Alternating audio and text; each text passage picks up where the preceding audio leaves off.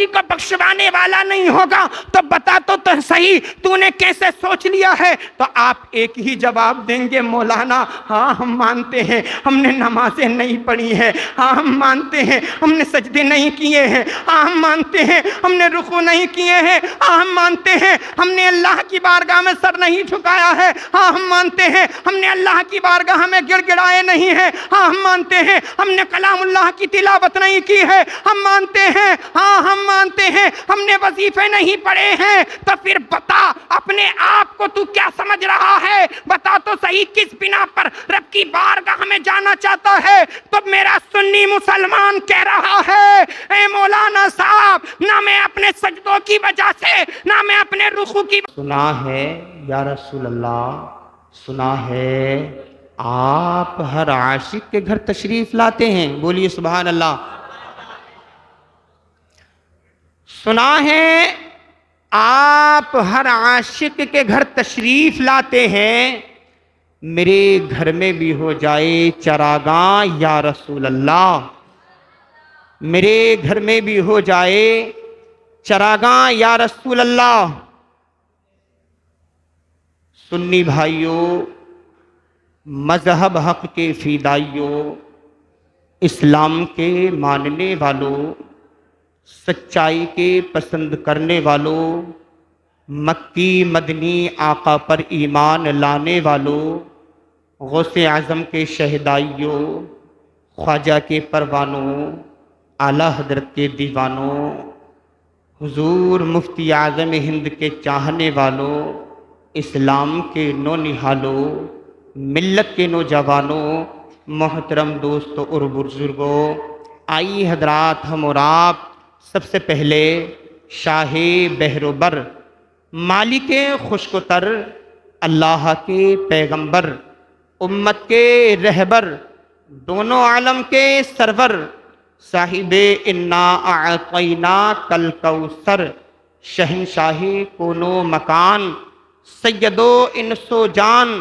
سفوت آمیان، تتمہ دور زمان، صاحب قرآن، حبیب رحمان، مالک جنان، رسول رسولان، پیغمبر پیغمبران، اللہ کے محبوب، حق کے مطلوب، دانائے غیوب، معراج والے، کالی کالی زلفوں والے، سنہری جالی والے، غریبوں پر شفقت فرمانے والے، گرتوں کو اٹھانے والے، ڈوبتوں کو تیرانے والے، کنکروں سے کلمہ پڑھانے والے، سراپے انوار، محبوب کردگار کی بارگاہ گوہر بار، ضیا بار، پر انوار میں جھوم جھوم کر بلند آواز سے درود پاک کی ڈالیاں نچھاور کریں، پڑھیں بآواز بلند اللہ رب محمد صلی اللہ علیہ وسلم، نحن عباد محمد صلی اللہ علیہ وسلم، صلاۃ و سلام علیک یا رسول اللہ صلی اللہ تعالی علیہ وسلم۔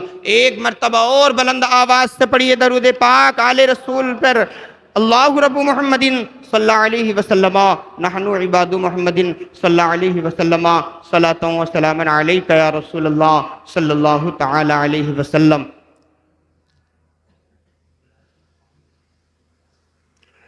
میرے آقا کریم صلی اللہ تعالی علیہ وسلم کے پیارے دیوانوں، میں آپ سے ایک سوال کرتا ہوں، اس سوال کا جواب آپ لوگوں کو دینا ہے۔ سوال یہ ہے، کیا آپ کو معلوم ہے ہم اللہ کی بارگاہ میں مقبول ہو جائیں گے؟ کسے معلوم ہے ہم اللہ کی بارگاہ میں مقبول ہو جائیں گے؟ اگر کسی کو پتہ ہے تو ہاتھ اٹھا کر بتائیے۔ کسی کو نہیں معلوم کہ ہم اللہ کی بارگاہ میں مقبول ہوں گے کہ نہیں ہوں گے؟ اب میں پوچھنا چاہتا ہوں، اے امروہہ اور سلطانی پور کی سرزمین پر رہنے والے غیور مسلمانوں، جب ہمیں معلوم ہی نہیں ہے ہم اللہ کی بارگاہ میں مقبول ہوں گے کہ نہیں ہوں گے، جب ہمیں پتہ ہی نہیں ہے ہم اللہ کی بارگاہ میں بخشے جائیں گے کہ نہیں جائیں گے، جب ہمیں معلوم ہی نہیں ہے صلی اللہ تعالی علیہ وسلم، جب ہمیں معلوم ہی نہیں ہے ہم اللہ کی بارگاہ میں بخشے جائیں گے کہ نہیں جائیں گے، تو اے میرے بھائی، ارے یہ تو بتا، تو نے رب کی بارگاہ میں جانے کا کچھ سامان اپنے پاس مہیا کر رکھا ہے؟ بتا تو صحیح کہ تو نے کوئی ایسا وظیفہ کر رکھا ہے جو رب کی بارگاہ میں مقبول ہو جائے؟ بتا تو صحیح کہ تو نے اللہ کی بارگاہ میں اتنے سجدے کیے ہیں جو رب کی بارگاہ میں مقبول ہو جائیں؟ بتا تو صحیح کہ تو نے اللہ کی بارگاہ میں اتنے قیام کیے ہیں جو رب کی بارگاہ میں مقبول ہو جائے؟ بتا تو صحیح کہ تو نے اتنے وظیفے پڑھے ہیں جو اللہ کی بارگاہ میں مقبول ہو جائیں؟ بتا تو صحیح کہ تو نے رسول پاک پر اتنی مرتبہ درود پاک پڑھا ہے جو اللہ کی بارگاہ میں مقبول ہو جائے؟ بتا تو صحیح کہ تو نے راتوں کو قیام کیا ہے جو اللہ کی بارگاہ میں مقبول ہو جائے؟ بتا تو صحیح کہ تو نے اسلامی لباس کو اپنایا ہے جو اللہ کی بارگاہ میں مقبول ہو جائے؟ بتا تو صحیح تو نے کیا نبی کی طرح لباس کو پہنا ہے کہ جو اللہ کی بارگاہ میں مقبول ہو جائے؟ بتا تو صحیح کہ تو نے اپنے چہرے پر داڑھی رکھائی ہے کہ اللہ کی بارگاہ میں مقبول ہو جائے؟ بتا تو صحیح کہ تو نے اپنے سروں پر بازاروں میں ہوٹلوں پر ٹوپی لگا کر بیٹھا ہے کہ اللہ کی بارگاہ میں مقبول ہو جائے؟ بتا تو صحیح تو نے گٹکے کھانا چھوڑ دیا ہے جو اللہ کی بارگاہ میں مقبول ہو جائے؟ حضرت بولیے، بتا تو صحیح کہ تو نے شراب کے اڈوں پر شراب نوشی کرنا چھوڑ دیا ہے جو اللہ کی بارگاہ میں مقبول ہو جائے؟ بتا تو صحیح کہ تو نے فلمی ٹی وی ویژن دیکھنا چھوڑ دیا ہے جو اللہ کی بارگاہ میں مقبول ہو جائے؟ بتا تو صحیح کہ تو نے اللہ کی بارگاہ میں راتوں کو رویا ہے کہ اللہ کی بارگاہ میں مقبول ہو جائے؟ کسی کو نہیں معلوم کہ میں رب کی بارگاہ میں مقبول ہوں گا کہ نہیں، کسی کو نہیں پتا کہ میں رب کی بارگاہ میں مقبول ہوں گا کہ نہیں۔ تو بتا تو میرے بھائی، تجھے ٹینشن کیوں نہیں ہے؟ کیا رب کی بارگاہ میں جانے کے لیے ٹینشن نہیں لیتا تو؟ کیا تو رب کی بارگاہ میں جانے کے لیے نہیں روتا؟ کیا تو رب کی بارگاہ میں مقبول ہونے کے لیے رب کی بارگاہ میں سجدے نہیں کرتا؟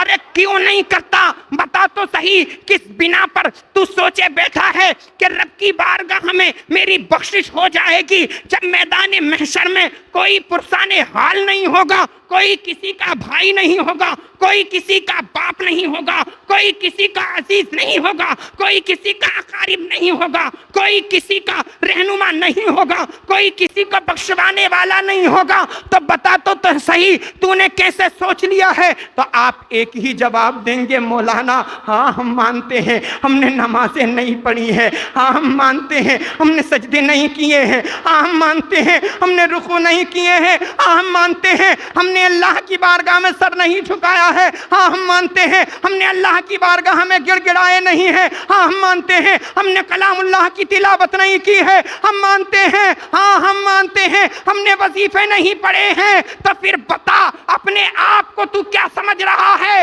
بتا تو صحیح کس بنا پر رب کی بارگاہ میں جانا چاہتا ہے؟ تو میرا سنی مسلمان کہہ رہا ہے، اے مولانا صاحب، نہ میں اپنے سجدوں کی وجہ سے، نہ میں اپنے رکوع کی وجہ سے، نہ میں اپنے قیام کی وجہ سے، نہ اپنے میں کلام اللہ کی تلاوت کی وجہ سے، نہ میں کسی وجہ سے، بلکہ اگر میں رب کی بارگاہ میں جانا چاہتا ہوں تو رسول صلی اللہ علیہ وسلم کی محبت کی وجہ سے جانا۔